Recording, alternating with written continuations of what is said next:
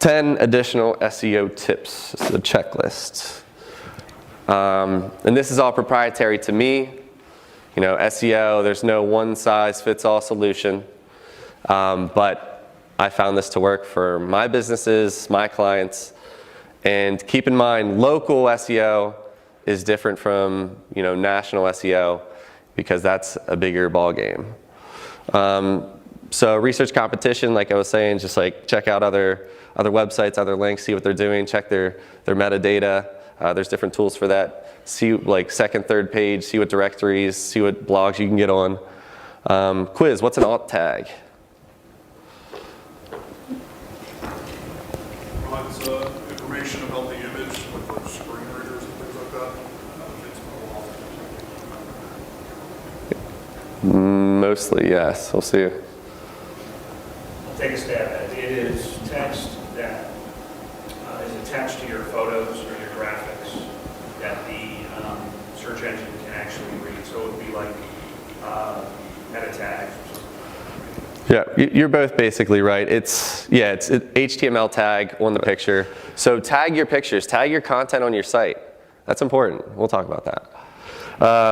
So the 10 tips, Google accounts.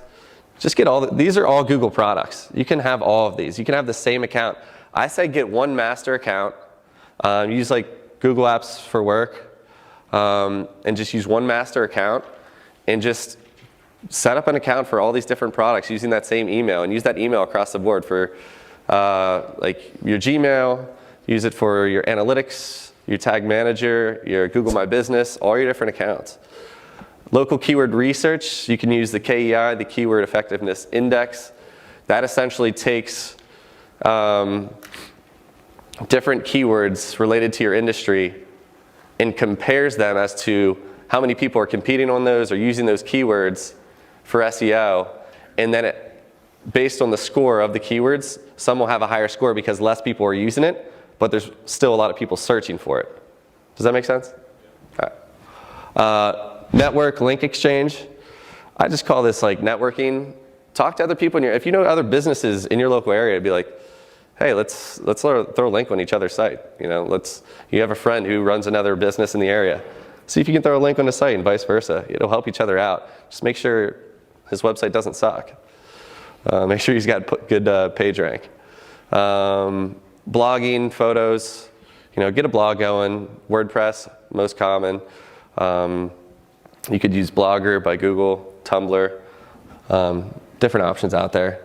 And photos, do your tagging of the photos. Use Google Picasso, upload your photos there, and then Google can actually, crawl and index those photos and have them in Google Images. Or if you just tag them on your site, Google can also index those photos. 6 through 10, videos.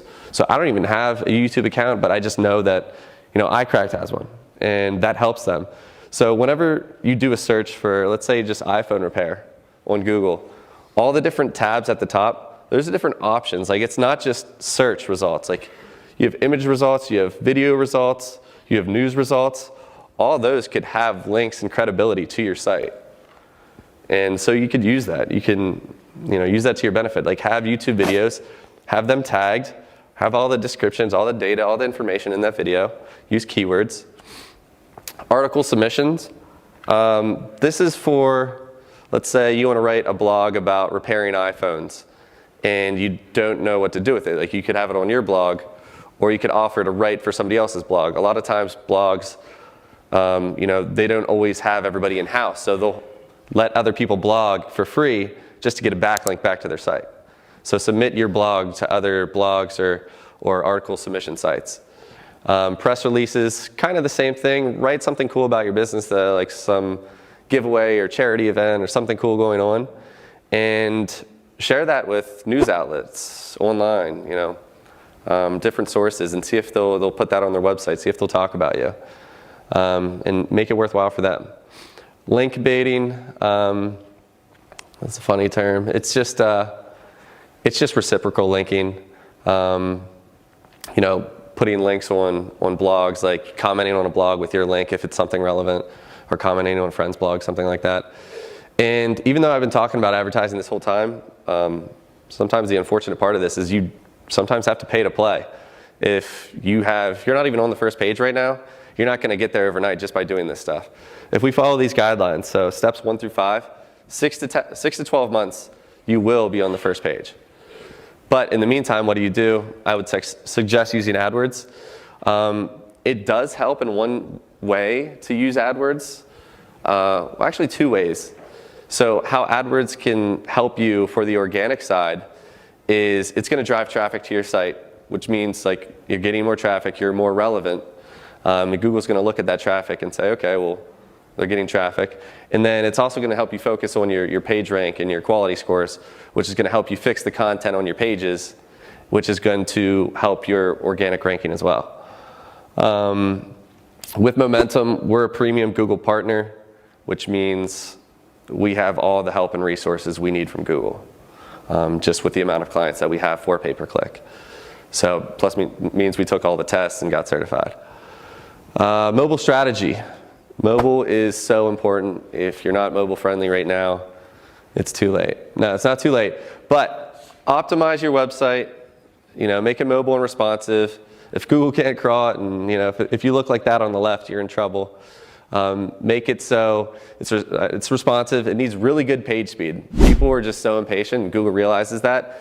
If your website takes too long to load, and that happens. Like if you switch new hosts, I know we just switched to new hosts, so it's like you got to talk to them, make sure it's working, or just cleaning up some of the content and media. If you have a lot of JavaScript or a lot of video on your website, you're going to be kind of penalized for that. Micro moments. There's a lot of statistics. If you want to look up Google Insights on micro moments, you're going to see a lot of cool information about data on users and smartphones. It's like 80% of smartphone users searching locally have local intent, meaning they're not searching something with like national intent for like an e-commerce or whatever. A bad mobile experience can cost you customers. They might not come back to your site. People leave websites right away. If there's no call to action, if it takes a while to load, just make it easy for people to find your site and use it. Question, what % of smartphone users are willing to solve a local service problem like within the repair industry immediately after searching? There's no way anybody could probably know that. 92? I wish. Anybody else want to take a crack at it? 74. Close enough, you win. 62%. So if they're searching at that time, they find your website, they want an iPhone repair, 62% of those people are like, let's do it. Let's make it happen. So make sure your website's good and right, make sure the price is right, and it will happen.